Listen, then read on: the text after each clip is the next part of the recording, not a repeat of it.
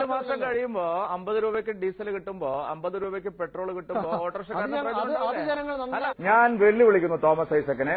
ഏറ്റവും ചുരുങ്ങിയത് ഒരു 3 ലക്ഷം കോടി രൂപയുടെ കുറവ് ലയബിലിറ്റിയിൽ കുറവ് പിന്നെ റിസർവ് ബാങ്കിന് ഇല്ലെങ്കിൽ വീണ്ടും പറയുന്ന പണി എടുക്കാൻ ഞാൻ തയ്യാറാണ്. ഇത് എല്ലാവരുടെ മുമ്പിലാണ് പറയുന്നത്.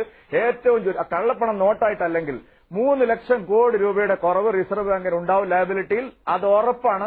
14 ലക്ഷത്തിൽ ഒരു 11 ലക്ഷത്തിൽ കൂടുതൽ നോട്ട് തിരിച്ചു വരാൻ പോകുന്നില്ല. തോമസ് ഐസക് പറഞ്ഞ കാര്യം നടക്കാൻ പോകുന്നില്ല. ഞാൻ ഉറപ്പിച്ചു പറയുന്നു. മിനിമം വിരോധമുള്ള ഏത് സാമ്പത്തിക ശാസ്ത്രജ്ഞൻ പോലും പറയുന്നു മിനിമം 3 ലക്ഷം കോടി. ഞാൻ 4 ലക്ഷം കോടിയാണ് പ്രവചിക്കുന്നത്. പക്ഷേ 3 ലക്ഷം കോടി രൂപയുടെ മിനിമം കുറവ് ഉണ്ടാവും എന്നുള്ള കാര്യത്തിൽ സംശയമില്ല. അപ്പൊ അദ്ദേഹത്തിന്റെ ആദ്യത്തെ വാദം പൊളിയാണ്.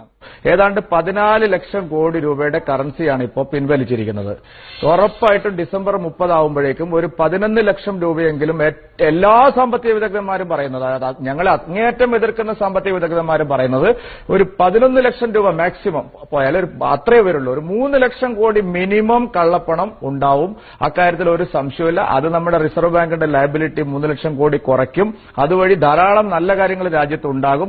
അതിനു വേണ്ടിയിട്ട് ജനങ്ങൾ കുറച്ച് ബുദ്ധിമുട്ടുന്നുണ്ട്. ആ ബുദ്ധിമുട്ട് പല സന്ദർഭങ്ങളിലും നമ്മുടെ രാജ്യത്ത് ഇപ്പോ ഈ സോഷ്യൽ മീഡിയയിൽ നിങ്ങളെ വാർത്താ മാധ്യമം ഉണ്ടായിരുന്നെങ്കിൽ മഹാത്മാഗാന്ധിനെ ഇപ്പൊ തെറി വിളിക്കായിരുന്നു. കാരണം സ്വാതന്ത്ര്യ സമരത്തിന് വേണ്ടി ഒരുപാട് ജനങ്ങൾ ബുദ്ധിമുട്ടിയിട്ടുണ്ട്. അപ്പം ഗാന്ധിജി ജനങ്ങളെ ബുദ്ധിമുട്ടിക്കുമെന്ന് പറഞ്ഞ് ഇത്രയും വലിയ ആക്ഷേപം ഗാന്ധിജിക്ക് കേൾക്കുമായിരുന്നു. 14 ലക്ഷം കോടി രൂപയാണ് ഇപ്പൊ സർക്കുലേറ്റ് ചെയ്തിട്ടുള്ളത്, തിരിച്ചുപിടിച്ചത്. ഇപ്പൊ ഇതുവരെയായിട്ട് 4 ലക്ഷം കോടി രൂപ മാത്രമാണ് തിരിച്ചു വന്നിട്ടുള്ളത്. ഇനി നമ്മൾ നിരക്കി എത്ര ഞെക്കി ഞെരുങ്ങിയാലും ഡിസംബർ 30 ആകുമ്പോ 10 ലക്ഷം കോടിയിൽ കൂടുതൽ തിരിച്ചു വരില്ല. 4 ലക്ഷം കോടി രൂപ വെളിയിലുണ്ടാവും. അത് ആ ഡിസംബർ 30 ആകുമ്പോൾ അസാധുവാകും.